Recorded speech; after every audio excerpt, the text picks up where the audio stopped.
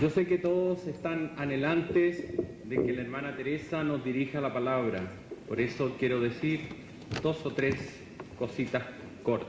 En esta tarde, todos los que estamos aquí somos jóvenes de corazón, así que con toda propiedad le queremos decir que estamos muy contentos de su presencia. Hay 2 personas que los jóvenes queremos mucho. Uno es el Papa Juan Pablo II y la otra persona que estamos aprendiendo a querer es a usted.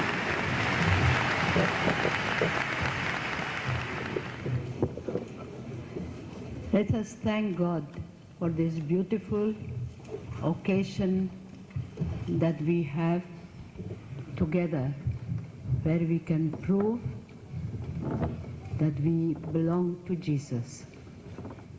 Let us ask Our Lady to give us her heart, so beautiful, so pure, so immaculate, so full of love and humility, that we may be able to receive Jesus in the bread of life, love him as she loved him, and serve him in the distressing disguise of the poor.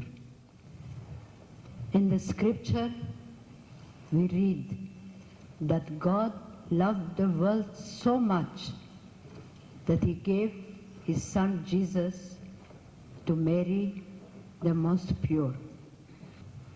And Jesus, on coming to Mary, she became full of grace, full of Jesus. And she, on receiving Jesus, for that was her first Holy Communion day, went in haste to give him to others. And what did she go to do in Elizabeth's house?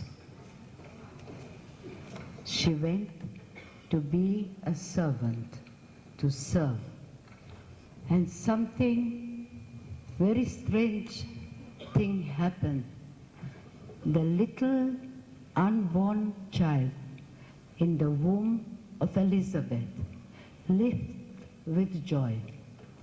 It is strange that God chose an unborn child to proclaim the presence of Christ.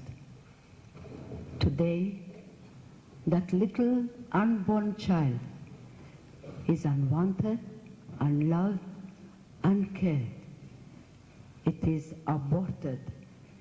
It is killed by its own mother. And yet God speaks about that child and says,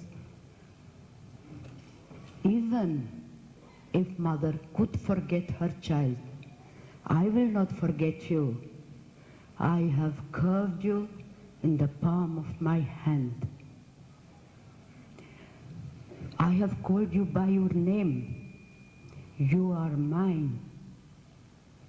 Water will not drown you. Fire will not burn you. You are precious to me. I love you. Just think that you, each one of you, are precious to God, for he has created each one of us in his own image. He has created us for greater things, to love and to be loved. We are not just a number in the world. We are the child of God. Therefore, it is a great evil, abortion. For its own mother kills its own child. That's why abortion has become the greatest destroyer of peace today. For if a mother can kill her own child, what is left for others to kill each other? Yet Jesus came into this world to give us the good news. The good news that God is love and that he loves you and loves me. that He wants us to love one another as He loves each one of us. We are precious to Him, and He offers to each one of us His lifelong, faithful, personal friendship in tenderness and love. And in return, He wants us to love Him as He loves us in the poor. Where does this love begin? At home. How does it begin? By prayer. For if we pray together in the family, we will stay together. And if we stay together, we will love one another as God loves us. We know how Jesus loves us. He loved us unto the end on the cross. And He loves us now in the living reality of the Eucharist. He made Himself bread of life to give us life, to satisfy our hunger for His love. And He became the hungry one, the naked one, the homeless one, so that you and I can satisfy His hunger for our human love. It is very difficult, as St. John says. How can we say that I love God whom I don't see if I do not love my neighbor whom I see? Love begins at home. Right in our own home, in our own community, we may have the hungry, the naked, the homeless, and yet we do not share with them the joy of loving. To be able to love, we need to pray. We need the bread of life. To be able to see Jesus, to love Jesus in the Eucharist, so that we may be able to love Him, to serve Him in the broken body of the poor. It is not how much we give, but how much love we put in the giving. Today, young people are generous. They are great people. They are looking for a challenge. I have seen young people coming from all over the world to Calcutta to work with the sick and the dying. They are hungry for God. And in coming in close contact with the poorest of the poor, they find Jesus.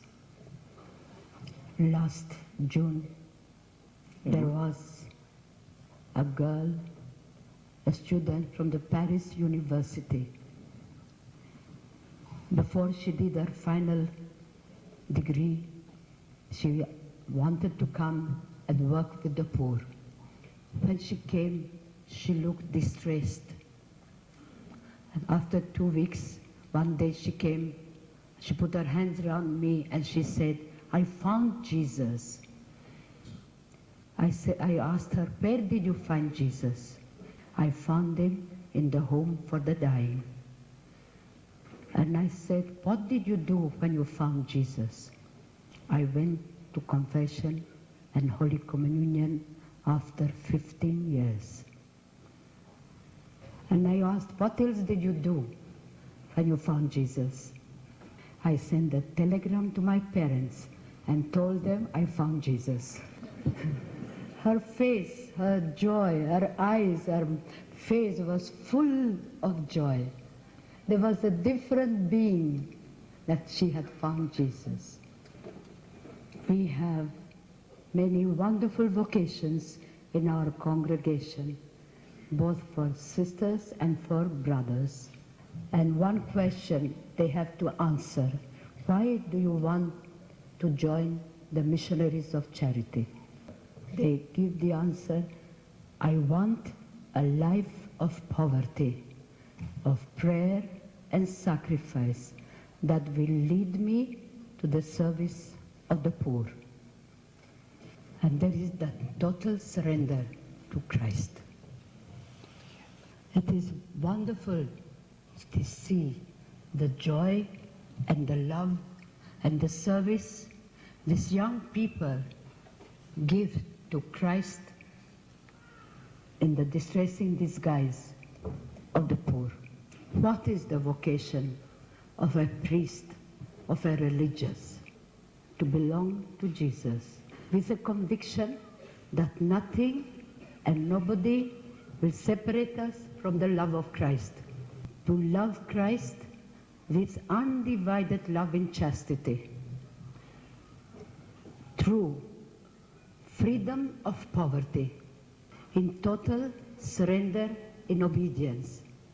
If we realize that we belong to Jesus, He has right to use us through our superiors, through the church, through the Holy Father.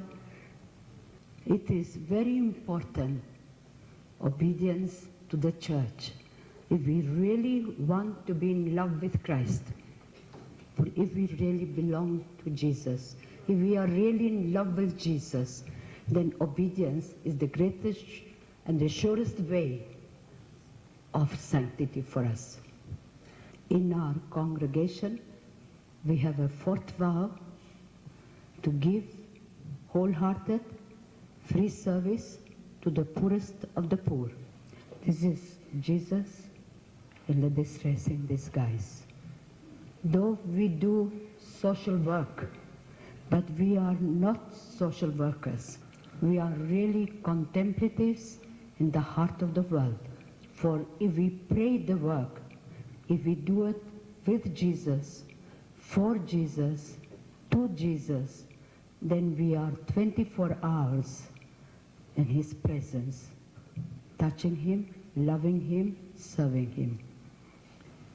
In New Delhi, the Minister of Social Welfare spoke to me and said, Mother Teresa, you and we do social work, but there is great difference between you and us. We do it for something, and you do it to somebody. That's why we need to pray. We need Our Lady in our lives to teach us how to love Jesus in the poor. For the poor are very great people. They are lovable people. For especially for you young people, it is very beautiful for a young man to love a young woman and a young woman to love a young man. Love each other with a clean heart, with a pure heart. Respect each other's purity. For it is so beautiful that on the day of your marriage, you can give each other a virgin heart, a virgin body, like Our Lady was able to give a virgin body to her Son Jesus. It is not love if you destroy each other. This is what we call passion. It is not love what we see in the streets. Love, to be true, has to hurt, has to be a sacrifice. Few days before I left Calcutta, a young boy and a girl came to our house. They had been married 2 days ago. They gave me much money to feed the poor. In Calcutta, we cook for 9,000 people every day. If we don't cook, they don't eat. I asked these young people, where did you get this money? And they said, before marriage, we decided that we will not buy wedding clothes. We will not have wedding feast. We will give you the money. And I asked them, why did you do that? And they gave me a most extraordinary answer. We loved each other so tenderly that we wanted to give each other something special. We wanted to give a big love in action. It was something really wonderful to hear the young people having that courage of loving each other so with such a pure, tender love that they wanted to bless their marriage with a sacrifice. This is the greatness of love of the young people. That is why you must not be afraid to love tenderly. And remember, you have been created for greater things, to love and to be loved. I will pray for you that you may grow in holiness. Holiness is not the luxury of the few. It is a simple duty for you and for me. For Jesus said, be holy as the Father in heaven is holy. And if you are to grow in that holiness, you need to love one another. If you pray, you will have a clean heart, and a clean heart can see God. And if you see God in each other, you will be able to love one another as God loves each one of us. And also, God speaks in the silence of the heart, and you listen, and that is the call, that is the vocation to belong to Him. And we speak from the fullness of our hearts by saying yes to Him. This listening and this speaking is that our lives be woven with Christ. That's where we need Our Lady. So let us ask Our Lady to be a mother to us. Love her tenderly, and she will always tell you, do what Jesus will tell you. And when He calls you, say yes to God. And I will pray for you, because we have in our congregation 35 nationalities, sisters from all over the world, but from Chile we don't have one.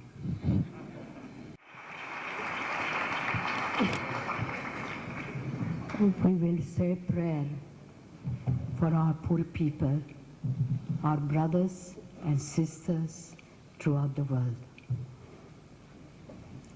Make us worthy, Lord, to serve our fellow men throughout the world who live and die in poverty and hunger. Give them through our hands this day their daily bread, and by our understanding love, give peace and joy. Let us remember that Jesus in the Eucharist is for you and for me bread of life, to give us life. And the fruit of this union is the work for the poorest of the poor. Pray for us that we may do and continue God's work with great love. God bless you.